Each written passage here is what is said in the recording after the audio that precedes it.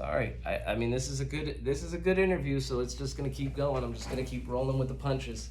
So what I was saying is that sometimes you get these visions, and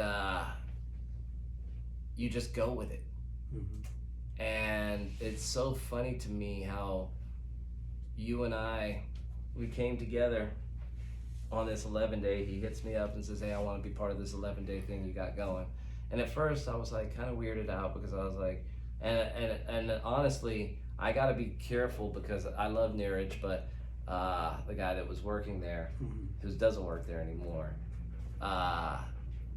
sometimes I would feel like he would hijack my, what I'm trying to bring to the world basically, and try to make it his a little bit. So I'd have to be careful because he wouldn't represent it totally the way I kind of wanted it represented. And a lot of people were coming to me like with the wrong vision of it. So I thought maybe initially that you were one of the, and I was like, this is probably just one of his homies that he's like, kind of like, told him the wrong stuff. So I'm gonna have to redirect him into what I'm actually trying to do.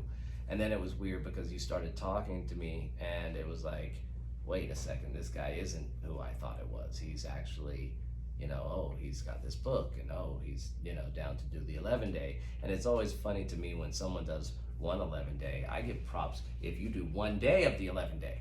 But when someone says, hey, I want to do the next one, that's when I'm like, wait, hold on, what? You want to do two?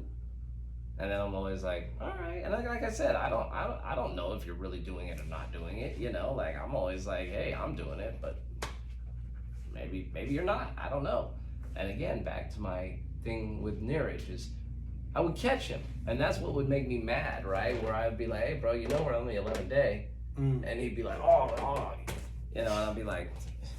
Again, anyone can say they're doing it just to say they're doing it because maybe they want to feel like they're part of a group or, that they could do. But that 11-day, I'm telling you, it is not easy. And it is amazing once you really get pure and cut all this stuff. I mean, to me, I love looking at the karma, the good stuff that starts happening. It's like right in front of your face. It's like just this great stuff happens and this happens and that happens. And then he tells me he wants to do another one. And then he tells me he wants to do another one. And now I want to say he's done 4 or 5 back to back to back to back. I don't think you've missed one. No, but there's... You slipped. Yeah. But a slip is a slip. And for him, a slip is just, I did this one time. I'm not talking like most people slip and they're like, I did it for 2 days and then I went back. His slip is like, oh no, there was one time I ate one piece of meat by accident, and I'm like, well, yeah, that's a slip, but it's not like you just stopped and went back and you're like, oh yeah, I just stopped eating meat. I started eating meat day 2. It's like, well, all right, bro, like, it's funny to me when I'll tell people literally the rules and all this stuff, and then they'll call me afterwards and be like, oh, I just cut this one thing out. You didn't tell me it was all these things. And I'm like, yeah, bro, it's not just, you don't pick one. And again, I think a lot of religions allow you to do that, where it's almost like, pick one thing and stop.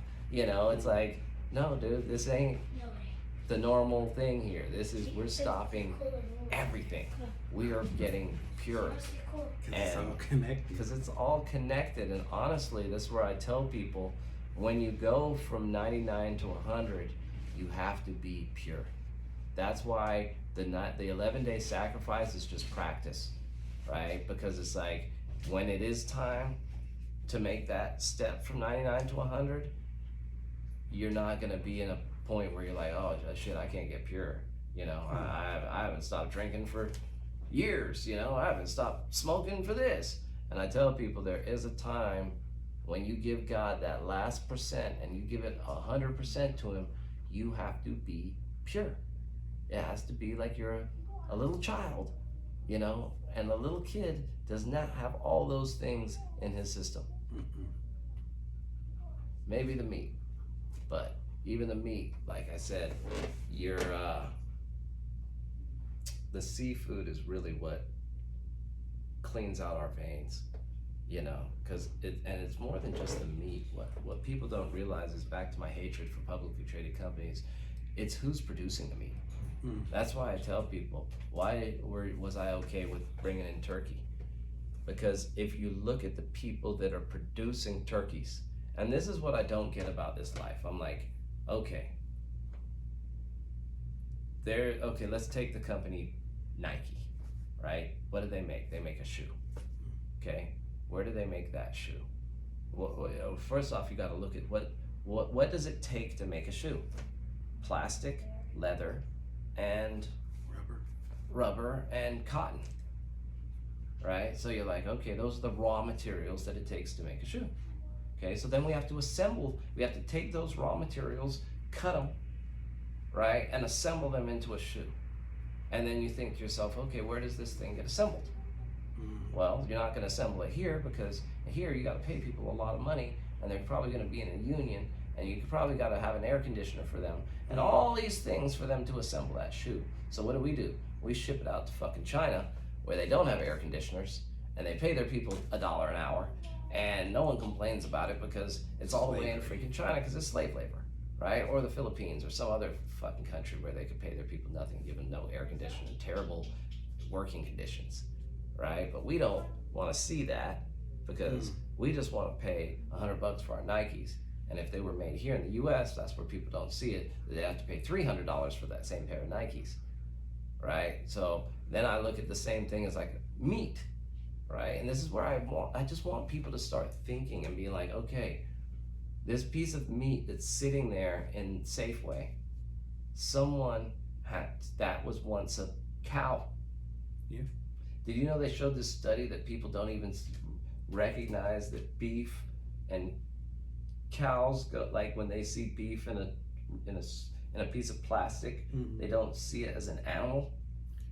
They just see it as like a piece of meat. They don't realize that piece of meat came from an animal. There's a disconnect there, right? Where it's like, okay, all right, so this steak that you just ate, right? This little piece of steak, carne asada, right? So that's a piece of steak that's chopped up. That piece of steak came from a big cow. That cow was raised by somebody. Was that, did that cow get raised by himself? Was he with one cow? Was he with 10 cows? Was he with 100 cows? Was he with 1,000 cows? Or was he with 10,000 cows? Who produced this cow, right? Because there's all different levels of producers of meat, right? There's the publicly traded company all the way down to Farmer Joe down here who just has 5 cows. But if it's in Safeway, then they're not going to buy it from the guy that has 5 cows, right? Because his meat's going to be way too expensive. So they're going to buy it from who? The guy that has 10,000 cows. So now we got to look at that guy that has 10,000 cows and say, okay, who is that?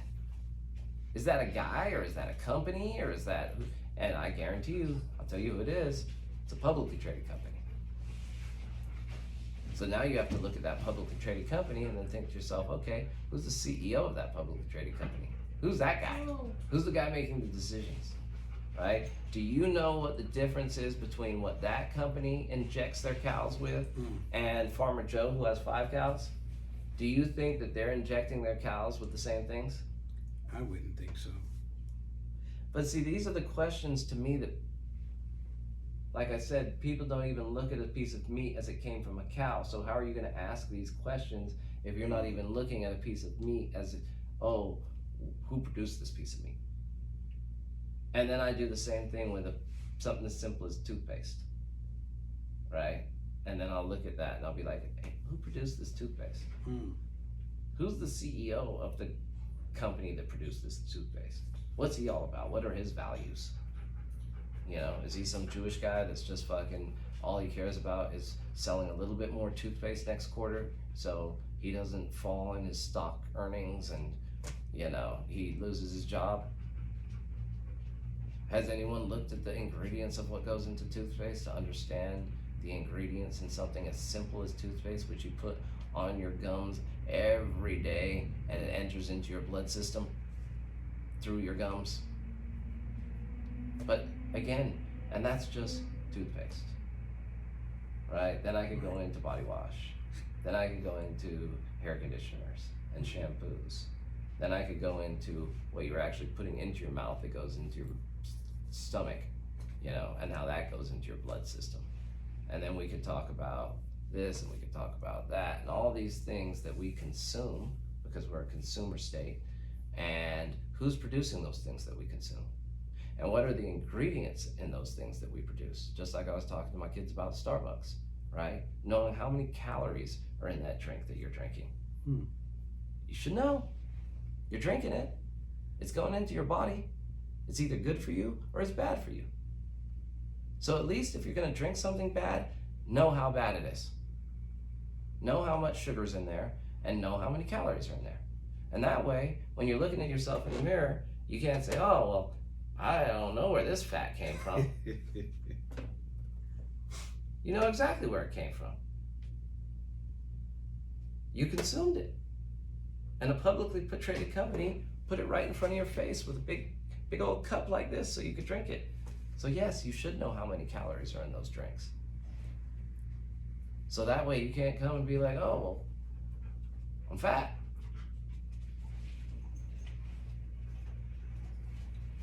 So I want to end on this note because this has been one of the most special conversations I think I've had, because back to where this is special for me is that Taquee picked up a pamphlet that God told me to put that there. God's told me to put that there, and it stays there. Every morning I tell God, if there's one thing I'm gonna do, I'm gonna make sure that I'm representing you on my counter, and you're there for the whole world. And unfortunately, the whole world can't pick up something from my counter, but I'm talking to the one guy that did. And the power that one little pamphlet led him to walk into my CBD store, from my CBD store to contact me, from contacting me to do the 11-day sacrifice, to doing the 11-day sacrifice, to doing multiple 11-day sacrifices, to now sitting here next to me in my church on my podcast. And I feel that what we just talked about, can get out to the whole world, and something as simple as this can be the spark that changes the whole world. And for what? Absolutely. To be pure at the end of the day, right? Because if you think about where you and I have really connected, it's on this purity journey, right? And you talking about turkey, right? Like, this guy did something for me. I've been eating, fish for the last 5 years, and I tell people, if you have game, you can eat it, because what I'm trying to do is get away from this stuff that's in those publicly traded foods, and all the meat and all the chicken and all the beef and all the pork, right? And that's where I was getting away from that stuff. And turkey, if you notice, your average turkey is not produced by a publicly traded company. Unless it's Oscar Mayer, some bullshit turkey, which I still think it's probably not as bad, because they're not mass producing turkeys. So you're not gonna have mass antibiotics and all that stuff, right? And I still believe, and I haven't been able to prove this, that the poison is in the antibiotics. The addictive qualities within meats, the things that make you salivate when you smell that chicken frying, is in the antibiotics somehow. I haven't been able to prove it, but I know that these companies, these publicly traded companies, will do whatever they can. Underhanded games, they will put the most bad addictive qualities in food, because all they care about is their quarterly earnings. So I just want to thank you, my friend, for being connected, number one, for motivating me to keep doing what I'm doing for this world, for this earth, for motivating me and keeping me disciplined with the 11-day sacrifice, And I was just going to touch on that real quick. So I slipped last time, you know, and I will tell everybody is I don't like to make excuses because I'm not a big excuse guy, but I am in a real tough point of my business life. You know, I'm trying to do some stuff in business, and it's funny how I talk about publicly traded companies, but I have a publicly traded company that I think I can actually make a good publicly traded company. It doesn't have to be bad. It doesn't have to be evil, because it's not dependent on its quarterly earnings. It's not something that I'm gonna get fired if I don't make more money this quarter. So I have to make more money no matter what type scenario. That's not the publicly traded company this is.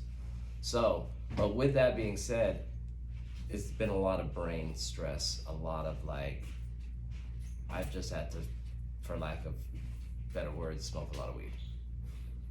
And I slipped last time, and I only made it about 3 days. I've never done that before. And typically what I'll do, I don't tell this to people, but if I do slip, what I'll do is I'll start over, and then I'll keep it going. Like, so like what happens sometimes is I'll start it and I'll slip the first day or the first 2 days or the first 3 days. And then what I'll do is I'll mentally be like, really, even though I started on the 2nd, I really didn't start till the 5th, which means I can't stop and I get my 11 days in there. You know, this time, for whatever reason, and I've never done this before, and I always trip out where I'm like, dude, this means you were really stressed. And I remember I'd stopped. So I'd stopped for 3 days solid. And then something happened. I just remember it was a super stressful day, and it was one of those, man, I gotta smoke. I just gotta smoke. And I slipped on day 4. And I remember thinking to myself, I should start over.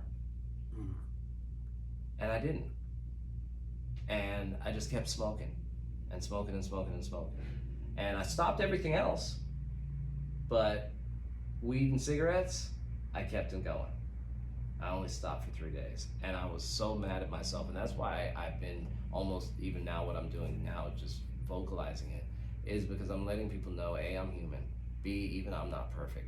You know, I still slip up. And what this is good for to me is it's gonna make me go back this next time. And like I told people, this is for God. The only one that can really judge me on this is God.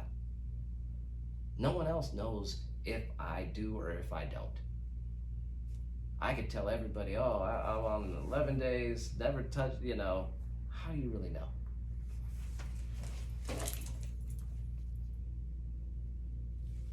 So with that, guys, Taquee, brother, thank you. I like shaking like this. This is my new, I like the native shake. It kind of gives you a better feel of their soul. Thank you so much, bro. Really, man to man, brother to brother, you've been a huge inspiration for me. It's been awesome to keep me and hold me accountable. You know, because like everybody, I tell everybody, look, I'm human, I still slip. But I feel like we're connected at the soul, and your mantra is my mantra. You know, I say just go. Just go, don't stop. Because that's all we do. And when you get to that 99 and you have to go to 100, and you're thinking all the reasons of why you shouldn't do it, and you're scared and you don't want to give it all to God, just go. On that note, I'm out. Pray, fight, unite, and love. Chief Priest from the Nilist tribe, Church of the Nile, Taquee Hicks, Mr. Connection over here, the fear of God. We're out of here till the next time, my friends.